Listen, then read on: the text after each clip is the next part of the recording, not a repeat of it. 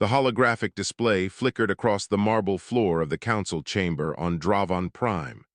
Red markers spread like infection across the star map, each one representing another system lost to the Crimson Directive.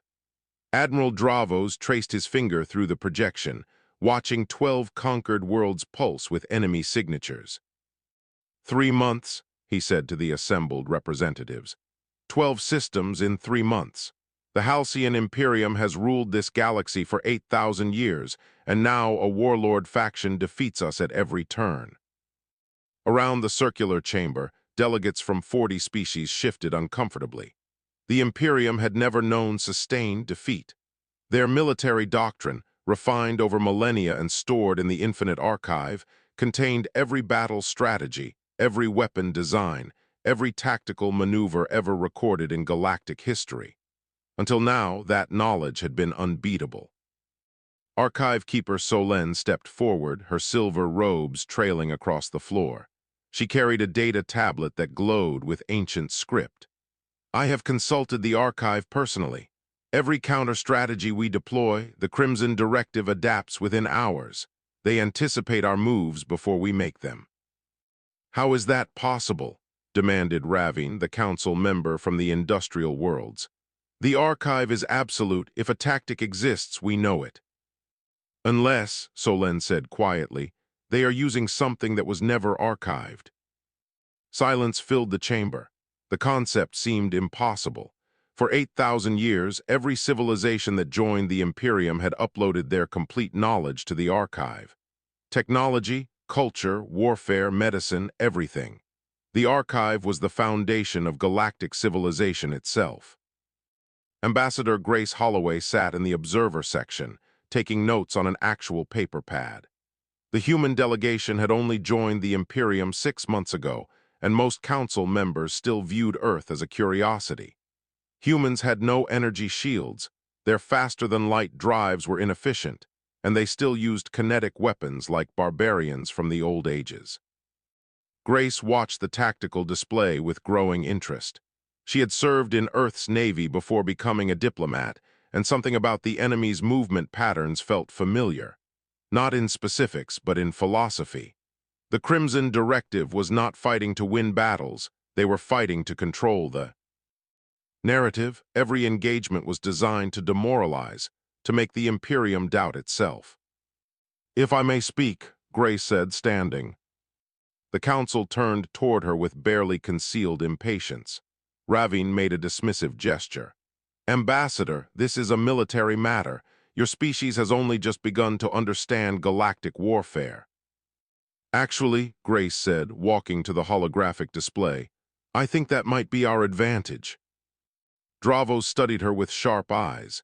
The human was young by diplomatic standards, maybe 40 years old, with short dark hair and the kind of calm demeanor that came from actual combat experience. Explain. Grace pointed to the enemy fleet positions. You keep trying to match their strength with strength.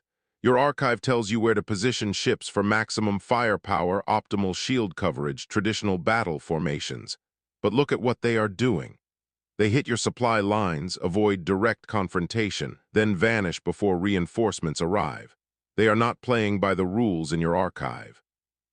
Then what rules are they playing by? Solen asked. Ours, Grace said. Human rules. Earth spent 10,000 years fighting itself before we reached the stars. We never stopped long enough to formalize everything into a database. We kept our warfare knowledge practical, adaptive, sometimes even contradictory. Ravine laughed. You are suggesting that your primitive warfare is somehow superior to 8,000 years of recorded galactic strategy. No, Grace said. I am suggesting it is different, and different might be exactly what you need right now. Dravos held up a hand, silencing further protests. Another alert chimed across the display. Another Imperial fleet had just retreated from the border systems with heavy casualties. The Admiral's jaw tightened. What do you propose, Ambassador? Grace took a breath. This was the moment that would either elevate humanity's position in the galaxy or destroy their credibility completely. Give us a chance to demonstrate. Earth has something that might help. but I need authorization to contact our defense coordinator first. The council erupted in debate. Some members argued this was desperation. Others insisted no harm could come from letting the humans try. After 20 minutes of heated discussion, Dravos raised his hand. You have your authorization, Ambassador, but understand this.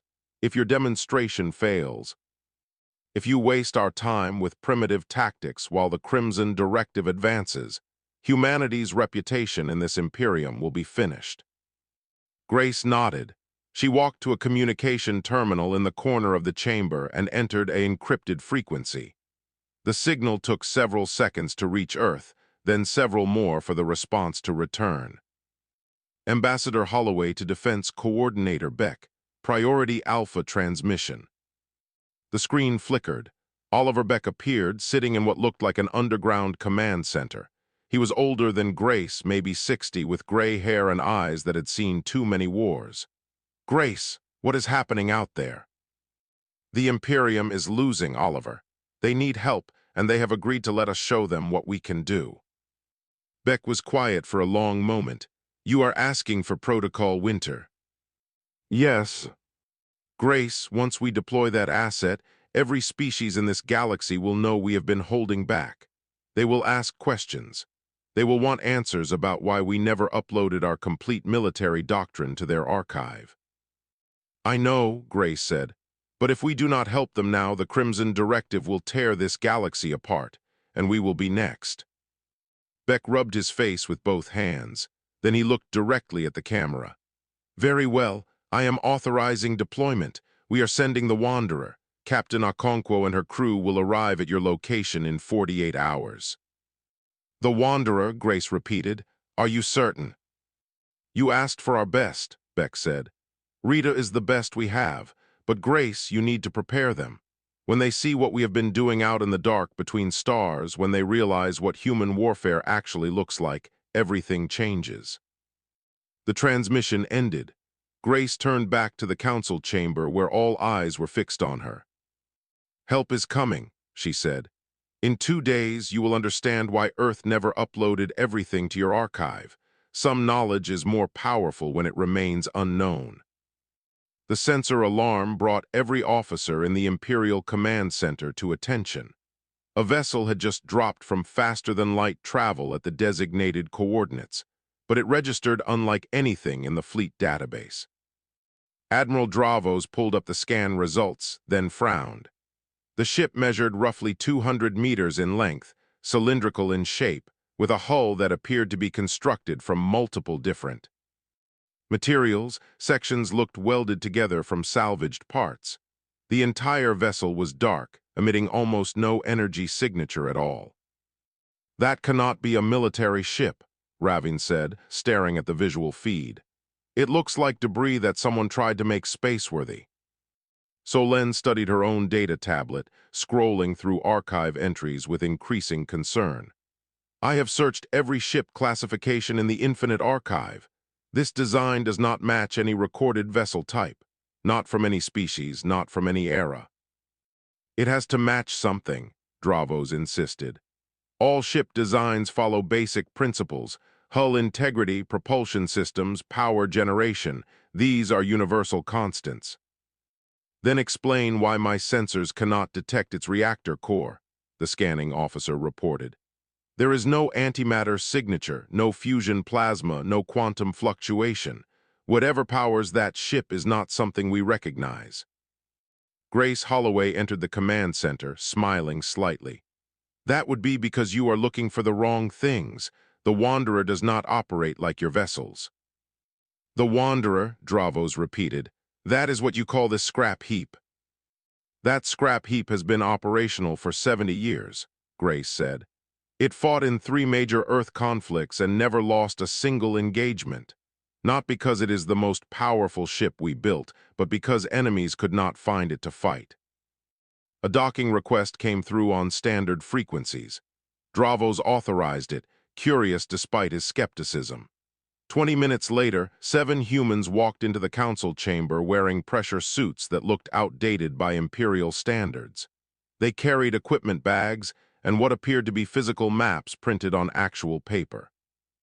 The woman leading the group was perhaps 50 years old, with dark skin and eyes that took in everything with the practiced awareness of a veteran. She saluted the admiral casually. "Captain Rita Okonkwo, commanding the UESS Wanderer. I understand you have a problem with some warlords." Dravos studied the crew. They seemed relaxed, almost cheerful, completely unlike the tense military officers filling the command center. "Captain Okonkwo, Ambassador Holloway claims your vessel can defeat the Crimson Directive using tactics not found in the archive. I find that difficult to believe." "Most people do," Rita said. She gestured to the tactical display showing enemy positions. "Your problem is simple. You fight like everyone in this galaxy fights. Energy weapons, shields, active sensors scanning everything, fleets that announce themselves from light years away. The Crimson Directive knows every move you will make because you all learned from the same archive. And humans learned differently." "We learned alone," Rita said. "Earth never had a galactic archive to download strategy from. We had to figure everything out ourselves through trial and error. 10,000 years of warfare taught us one critical lesson that your archive never recorded." "Which is?" Rita smiled. "Sometimes the best weapon is the one your enemy does not know exists." A tall man with red hair stepped forward, introducing himself as First Officer Liam. He dropped a rolled paper map onto the table, spreading it out manually. Council members stared at the archaic display method. "This is a submarine warfare chart," Liam explained. "On Earth, submarines were vessels that operated underwater, completely hidden from surface ships. They won wars not by being the strongest, but by being undetectable. Attacks came from nowhere. Ships sank without ever seeing their killer." "Submarines are in the archive," Solen said. "They were obsolete technology 6,000 years ago." "For everyone except us," Rita said. "We took that concept and applied it to space. The Wanderer is a space submarine. We operate on cold systems, passive sensors only, no active emissions. We move through the void like a hole in space itself." Ravin shook his head. "Modern sensors detect everything. Thermal signatures, gravitational displacement, quantum wake. Stealth is impossible against proper scanning arrays." "Only if you are looking for energy signatures," Rita countered. "Your sensors are designed to find ships that operate like yours. Reactors burning hot, shields radiating energy, active propulsion. We do not give you anything to detect. We run cold, drift on momentum, and strike using weapons that do not announce themselves." A younger woman with Asian features spoke up, identifying herself as Navigation Officer Yuki. "Our weapons are kinetic penetrators, dense metal rods launched on ballistic trajectories. No propulsion, no guidance systems, no energy signature, just mass, velocity, and timing. By the time they hit, we are already somewhere else." Dravos looked at the data pad showing the Wanderers. "Specifications. According to these readings, the ship should not even function. Its reactor output was minimal. It had no shields. Its weapons systems looked primitive." "You want me to send this vessel against the Crimson Directive?" "No," Rita said. "I want you to let me demonstrate what it can do. Give me a target, one of their patrols, a supply convoy, anything. I will eliminate it without them ever knowing I was there." "And if you fail?" "Then you can return to your archive and find another solution," Rita said. "But Admiral, I have been hunting things in the dark for 30 years. I know how to fight enemies who think they cannot be touched." Grace stepped forward. "Admiral Dravos, the Crimson Directive has defeated every conventional strategy you deployed. Maybe it is time to try something unconventional." The chamber fell silent. Dravos studied the tactical map, then looked at Rita and her crew. They did not look like saviors. They looked like relics from a forgotten age, but every other option had failed. "Very well," Dravos said. "There is a Crimson patrol in the Kelvin system. 5 warships, standard configuration. They are guarding a supply route we need to disrupt.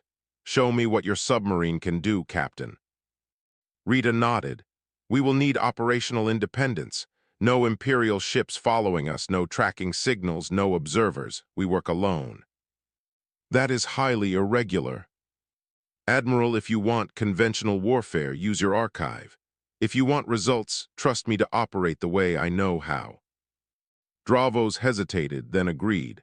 48 hours. If those patrol ships are still operational after that time, this conversation never happened. Rita saluted and turned to leave. Her crew followed, moving with the easy confidence of people who had done this many times before. As they walked out, Solène approached Grace. "Ambassador, what have you brought us?" Grace watched the humans disappear down the corridor. "Something that should not exist according to your archive. Let us hope that is enough." Warlord Supreme Gorn sat in his command throne aboard the battlecruiser Crimson Dawn, reviewing patrol reports with satisfaction.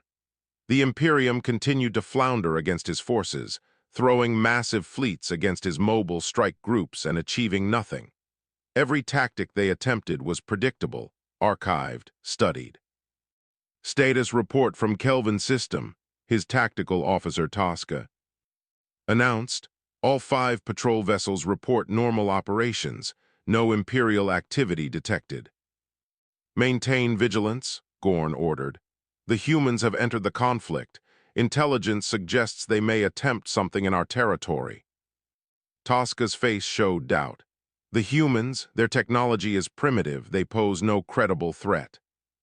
"Never dismiss an opponent because they appear weak," Gorn said. "Find out what you can about their military capabilities. I want to know what we are facing." 300,000 kilometers from the nearest Crimson patrol ship, the Wanderer drifted through space like a dead rock. No lights, no heat emissions, no power signatures. Inside the vessel, the crew worked by dim emergency lighting, their breath visible in the cold air.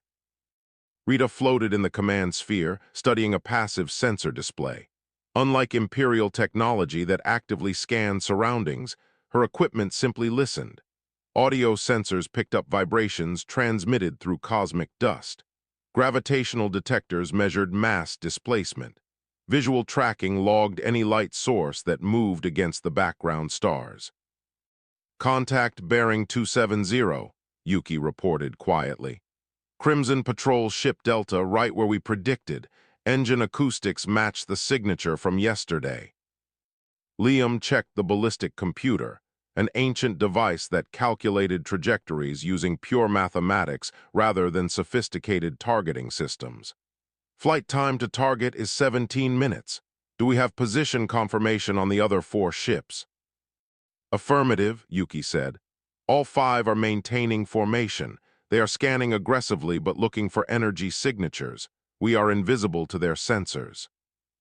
Rita smiled in the darkness. This was familiar territory. On Earth, submarine warfare had followed the same principles for centuries. Know where your enemy is, know where you are, strike before they know you exist. "Weapons prep kinetic package Alpha, 5 rounds staggered launch." Denny's, the weapons officer, activated the launch tubes manually. No computers, no automated systems, just mechanical releases and precisely calculated angles. He loaded 5 dense tungsten penetrators into magnetic rails. Each projectile massed 300 kilograms and would coast through space on pure momentum. "Package ready, Captain." "Navigation, confirm drift rate. I need exact positioning." Yuki studied her. "Instruments, we are drifting at 0.03 meters per second, vector unchanged. Gravitational pull will shift us 4 meters in the next hour, already accounted for." Rita did the mental calculations one more time. In submarine warfare, you did not get second chances. Every shot had to count because firing revealed your position. The difference here was that space was so vast and her weapons so silent that even firing might not give them away. "Fire package Alpha, all rounds away." 5 dull thuds vibrated through the Wanderer's hull. The penetrators launched with minimal electromagnetic pulse, no propellant burn, no energy trail. They simply fell toward their targets along carefully plotted paths, invisible to enemy sensors. "Time to impact 16 minutes, Denny's reported. All rounds tracking nominal. Rita keyed the internal comm. All crew rig for silent running. After impact, we drift cold for 2 hours. No movement, no transmissions, minimal life support. Everyone understand. Acknowledgements came back through the ship. The crew knew the drill. After you strike, you become a ghost. Let the enemy search, let them panic, but never ever give them something to target. Aboard the Crimson Patrol ship Delta, Commander Nessa reviewed scan results for the 100th time that shift. Everything appeared normal. Empty space, distant stars, the usual cosmic background. Her orders were to watch for Imperial fleet movements, which meant looking for the massive energy signatures that capital ships produced. Commander, proximity alert. Nessa turned to her sensor station. Report. Unknown object inbound. High velocity. No propulsion signature detected. The warning came 3 seconds before impact. A tungsten penetrator moving at 12 kilometers per second punched through Delta's hull, straight through the reactor chamber, and exited the far side. The ship exploded in a brilliant flash of plasma. 4 other Crimson vessels registered the destruction simultaneously. Tosca aboard the patrol flagship immediately went to combat alert. All ships, evasive maneuvers, scan for weapons fire, find the launch point. Scanning, Commander. No energy signatures detected. No launch burns, no missile trails, nothing. That is impossible. Ships do not simply explode. 2 more patrol vessels erupted in fire as penetrators found their marks. The kinetic rounds had been launched simultaneously, but took different flight times to reach their targets. From Tosca's perspective, his ships were dying to invisible attacks. Return fire. All weapons full spread saturate the area. The 2 surviving Crimson ships opened fire wildly, their energy weapons lighting up space in every direction. Beams swept through empty void, hitting nothing. Tosca watched his tactical display with growing horror. His sensors showed no enemy ships, no missiles, no weapons fire, just his vessels dying one after another. The 4th ship exploded, then silence. Tosca stared at his screens. 1 ship left, his ship, and somewhere out there was something his sensors could not detect. Emergency jumped to faster than light. Get us out of here now. His ship vanished in a flash of distorted space, fleeing the system at maximum speed. The Kelvin patrol route, guarded by 5 warships just 20 minutes ago, now belonged to the Wanderer. Inside the human submarine, Rita watched passive sensors track the last Crimson ship's retreat. Stand down from silent running. Bring auxiliary power back online. Navigation, plot a drift trajectory that takes us 30,000 kilometers from current position. We will coast there, then assess. Liam raised an eyebrow. That is it, no pursuit. Submarines do not chase, they hunt, Rita said. And right now, that survivor is more valuable than another kill. He is going to tell everyone about ships that do not exist, weapons that cannot be detected, and enemies that fight like ghosts. Fear is more powerful than firepower. Communications officer Bianca received a tight beam transmission from a long-range Imperial observation post. Captain, Admiral Dravos is requesting a status update. Rita allowed herself a small smile. Tell the Admiral that the demonstration is complete. 4 enemy vessels destroyed, 1 routed. Total Imperial casualties, 0. Total detection events, 0. And he is welcome to search for us with his sensors. Good luck finding us. The transmission went out. Somewhere in the darkness between stars, the Wanderer drifted on momentum, powered down, invisible. Just another piece of debris in an infinite void. Exactly how Rita preferred it. Gorn watched the battlefield, recording 3 times before he believed what he was seeing. 5 ships under his command had been destroyed by nothing. Sensors showed empty space. Weapons tracking revealed no launch signatures. His surviving. Patrol Commander Tosca could barely form coherent sentences during the debriefing. Something was out there, Tosca insisted. I felt it, like being watched by something you cannot see. Gorn dismissed the officer and summoned his chief science advisor, Nara. She arrived carrying multiple data tablets, her expression troubled. "I have analyzed every scan from the Kelvin system," Nara said. "There is no evidence of any attacking force. The ship simply exploded from internal impacts, as if struck by high-velocity debris." "Debris does not follow attack patterns," Gorn said. "This was coordinated, precise. The humans did this." "The humans," Nara repeated. "Warlord, their technology is centuries behind ours. They have no stealth systems in the galactic archives. How could they hide from our sensors?" Gorn stood and walked to the tactical display. Red markers showed Crimson directive territory. Blue markers showed Imperial holdings. And now, somewhere in that space, something moved that could not be detected. "Because they never uploaded their stealth technology to the archive," Gorn said. "Which means we have no countermeasures, no defensive protocols, nothing." He turned to Nara. "That ends now. Assemble every sensor technology we possess. Gravitational detectors, quantum scanners, tachyon sweeps, everything. I want a detection grid that nothing can pass through." "That will require the entire fleet," Nara said. "If we concentrate our forces like that, we leave other territories exposed." "Let them be exposed. If I cannot defeat this invisible enemy, no amount of territory matters. The humans have changed the nature of warfare. We must adapt or die." Within 2 days, Gorn had assembled 200 warships in the Caldor system. It was a critical supply route, one the Imperium would need to disrupt eventually. More importantly, it was the perfect trap. His ships deployed in a spherical formation, their combined sensor arrays creating overlapping fields that covered millions of cubic kilometers. Nara ran final diagnostics on the detection grid. "Warlord, these sensors can detect a ship-sized mass anywhere in the sphere. If something displaces space, if it has gravity, if it exists physically, we will find it." "Good," Gorn said. "Now we send a message through intelligence channels. Make sure the Imperium knows we are guarding this route. Make sure the humans know. I want them to come." On Dravan, Prime Admiral Dravos studied the intelligence report with concern. "It is obviously a trap. Gorn is baiting us to send the Wanderer." Grace stood beside him, frowning. He adapted quickly. A gravitational detection grid is exactly the right counter to our approach. If Rita enters that sphere, they will triangulate her position through mass displacement alone. "Then we send the main fleet," Ravine suggested. "Overwhelming force, forget the stealth approach." "No," Rita said, entering the command center. She had been reviewing the sensor data for hours. "If you send the fleet, you prove to Gorn that conventional warfare still works.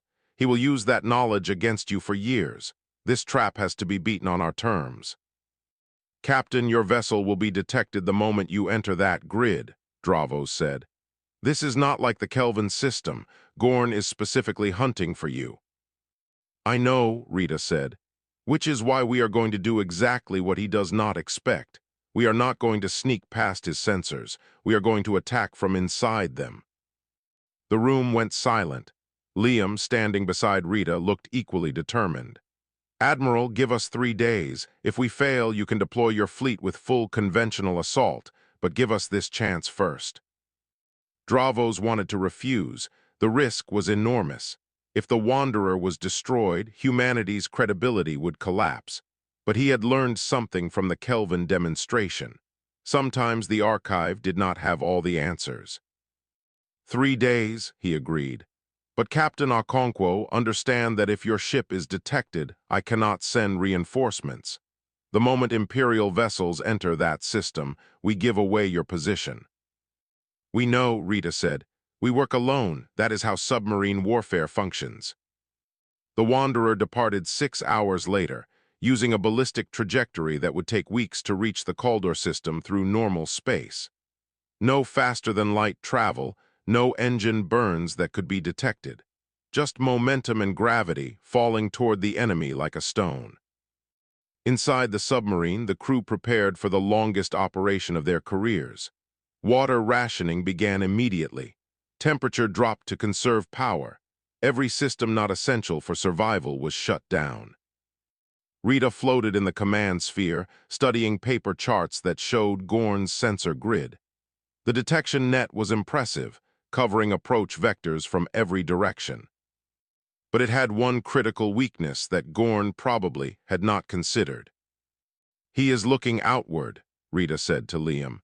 "Every sensor pointed toward approach routes, watching for threats coming in, but what if we are already inside?" Liam traced his finger across the chart. "You want to drift through the perimeter before they activate the grid." "Not through," Rita said.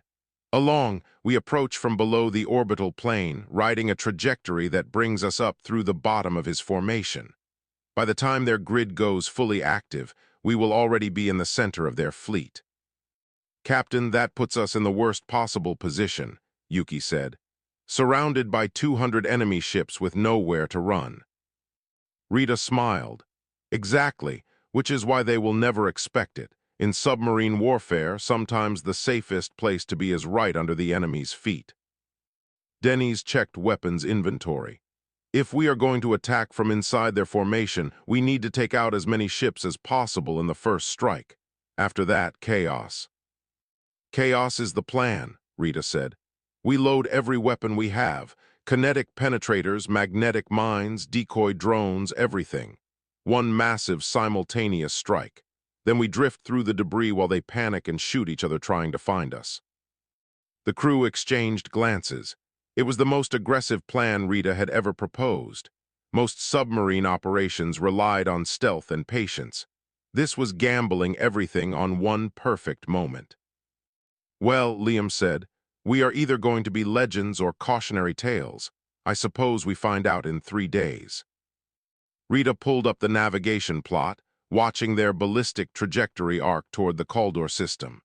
Somewhere ahead, Gorn was waiting with 200 warships and the most sophisticated sensor grid ever deployed. He thought he had prepared for everything. He was about to learn that humans had been fighting wars in 3 dimensions, while everyone else fought in 2.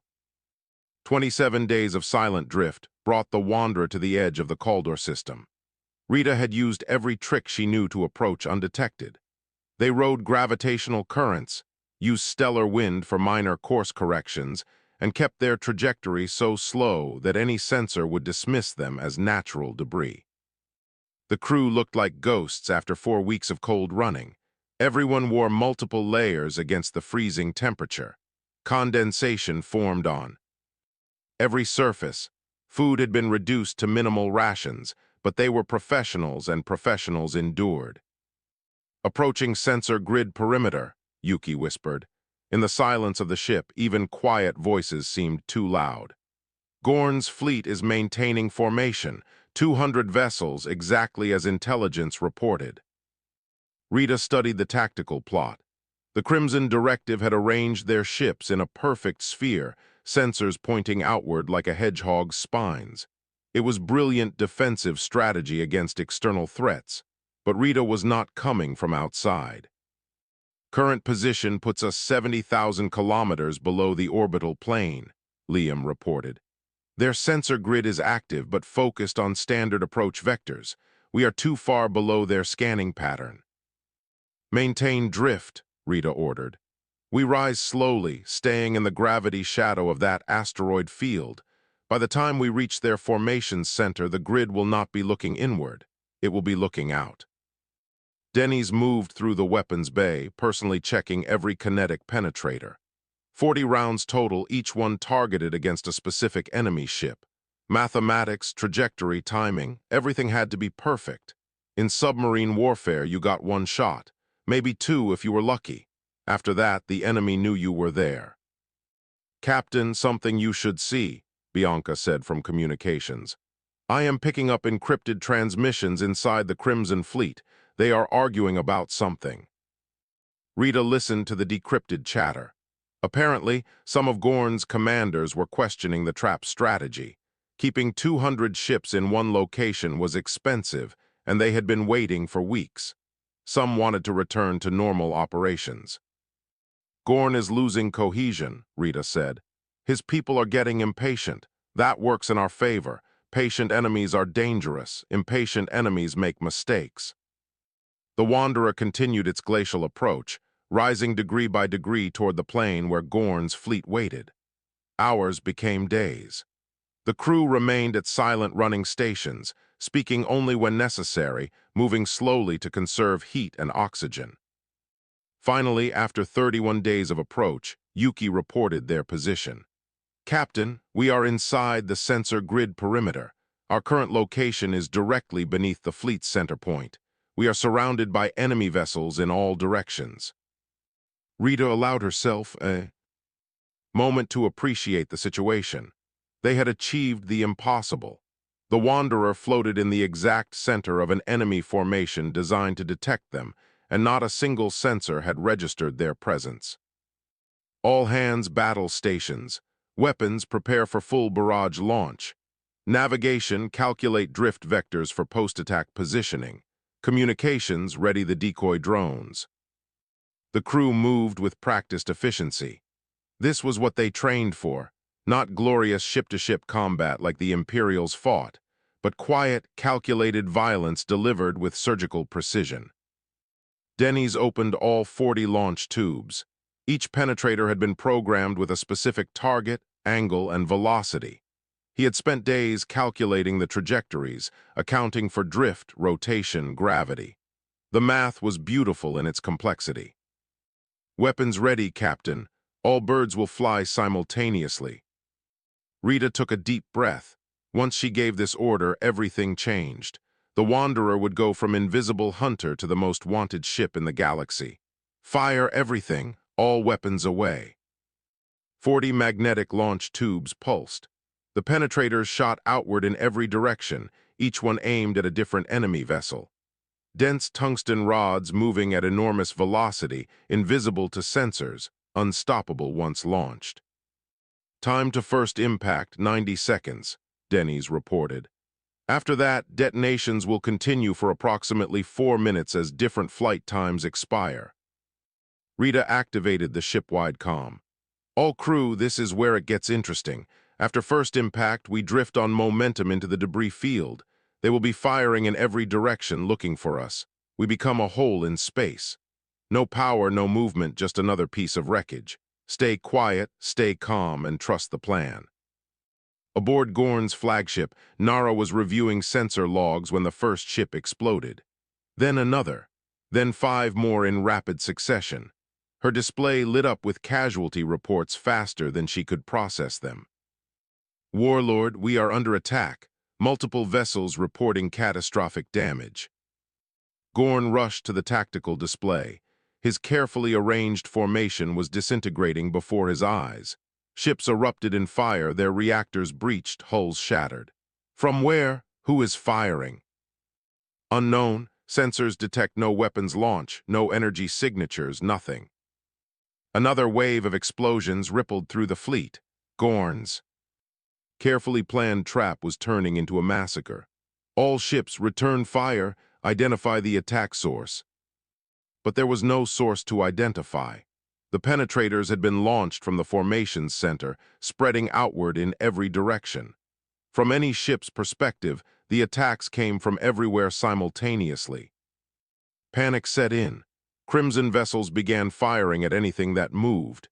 Energy weapons lit up space in chaotic patterns. Ships that tried to maneuver collided with debris. Others, attempting to escape, crashed into their own allies. "Cease fire, cease fire," Gorn screamed, but his orders were lost in the chaos. His fleet was destroying itself. Inside the Wanderer, Rita watched through passive sensors as the Crimson directive tore itself apart. The submarine drifted through the expanding debris field, powered down, invisible among the wreckage. Enemy ships passed within a few hundred meters, their sensors scanning frantically but finding nothing.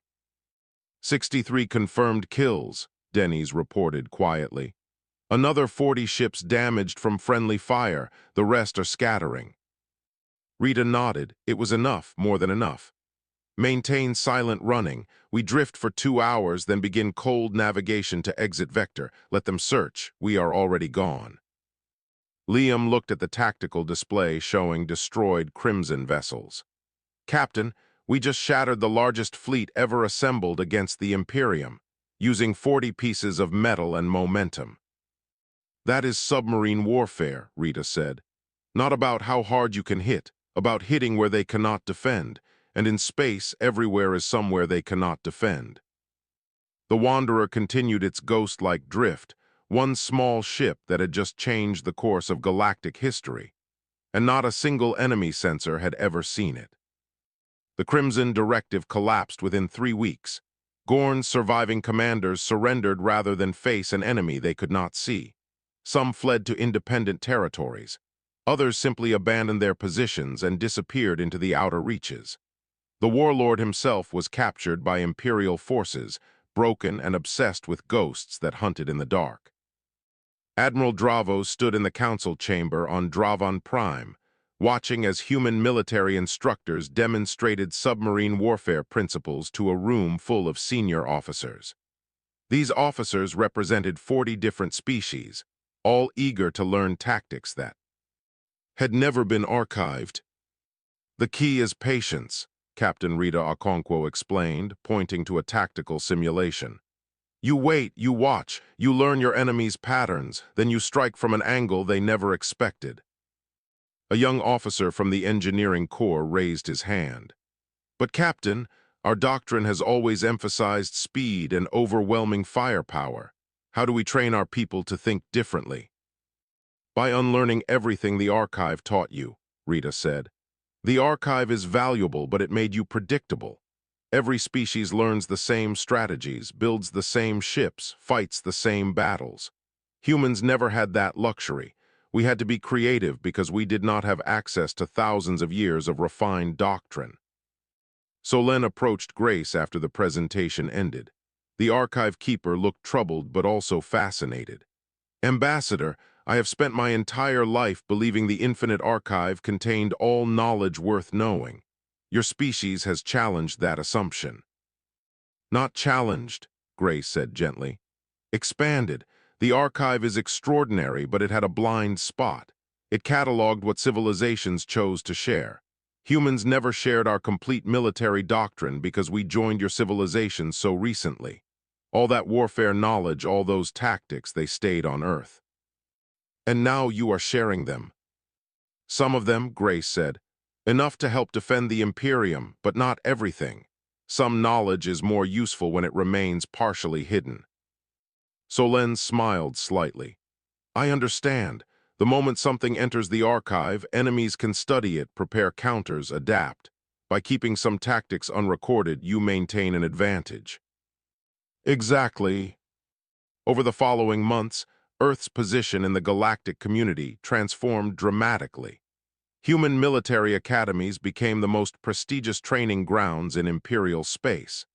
Young officers from dozens of species applied for placement, hoping to learn warfare techniques that existed nowhere in the archive. Rita was promoted to admiral and given command of the Imperium's 1st Stealth Division. Her fleet consisted of 27 submarines, all built using human design principles. They operated in the shadows, hunting threats before those threats materialized, conducting operations that officially never happened. The Wanderer remained her flagship, that scarred and battered vessel that should not exist by Imperial standards. Rita refused offers to upgrade it with modern technology. The ship worked precisely because it was archaic, running on principles that no contemporary sensor could properly detect. One evening, Grace found Rita in the observation deck, watching stars drift past. Penny for your thoughts, Admiral. Rita smiled. Just thinking about how far we have come. 6 months ago, humans were the primitive newcomers. Now we are training the galaxy's military. Does it concern you, the responsibility? Every day, Rita admitted. We showed them that the archive is not complete, that there are still things to learn. But what if they become dependent on our methods? What if they stop thinking for themselves and just replace one doctrine with another? Grace leaned against the viewport. Then we teach them the most important lesson of all, the lesson Earth learned through 10,000 years of warfare. Which is that there is no perfect doctrine, no ultimate strategy. Warfare evolves, enemies adapt. What works today might fail tomorrow. The only way to survive is to keep learning, keep questioning, keep trying new approaches. Grace paused. The archive failed because it made people believe all answers were already known. We need to teach them that the most valuable knowledge is understanding how much you still do not know. Across the galaxy, human instructors emphasized this philosophy. Classes focused not on memorizing tactics but on creative problem-solving. Students learned to question assumptions, exploit unexpected angles, think beyond the limitations of archived knowledge. In the council chamber, archive keeper Solen proposed a revolutionary change. I recommend we modify how the infinite archive functions. Instead of presenting information as absolute truth, we frame it as reference material. Historical examples, not current doctrine. Dravos, now promoted to Grand Admiral, nodded thoughtfully. You are suggesting we encourage independent thinking rather than rote application of archived strategies. Precisely. The humans taught us that documented knowledge is valuable, but innovative thinking is invaluable. We should maintain the archive but remind everyone that it is a tool, not a crutch. The motion passed unanimously. The Infinite Archive remained the galaxy's greatest repository of information, but its role changed. It became a starting point rather than an ending point. Officers studied archived battles to understand principles, then trained with human instructors to learn how to break those principles when necessary. Years later, historians would mark this period as the beginning of the Second Galactic Renaissance. The introduction of human warfare doctrine did more than defeat the Crimson Directive. It fundamentally altered how galactic civilization approached problems. Species that had relied on archived solutions for millennia began developing original innovations again. Technology advanced in unexpected directions.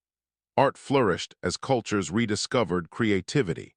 The archive expanded not by recording established knowledge, but by documenting new discoveries made by civilizations thinking beyond traditional boundaries.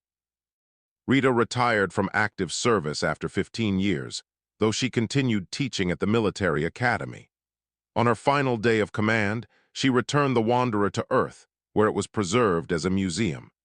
Children toured the old submarine, touching controls that had changed galactic history, walking corridors where 7 humans had shown an empire how to think differently. The plaque at the entrance read, "The ship that did not exist," a reminder that the most powerful weapon is often the one nobody knows to look for. Grace attended the ceremony, now serving as Earth's representative on the High Council. As Rita sealed the Wanderer's airlock for the last time, Grace said, "You did something extraordinary. You proved that being different is more valuable than being advanced." Rita looked back at her ship one last time. "We just fought the way we knew how. Turns out, knowing how to fight from the shadows is useful even in a galaxy full of light." They walked away together, leaving the Wanderer silent in its honored place. But across the stars, 27 other submarines continued hunting in the dark, crewed by humans and aliens alike, all learning to see warfare through new eyes. The Infinite Archive had been complete for 8,000 years, but humanity taught the galaxy that completeness was an illusion. True wisdom came from recognizing how much remained unknown and having the courage to explore those shadows. In the end, the ghosts that saved the Imperium were not supernatural. They were simply humans who understood that some knowledge gains power by remaining partially hidden. And sometimes, the best way to change a galaxy is to show them something they never knew existed.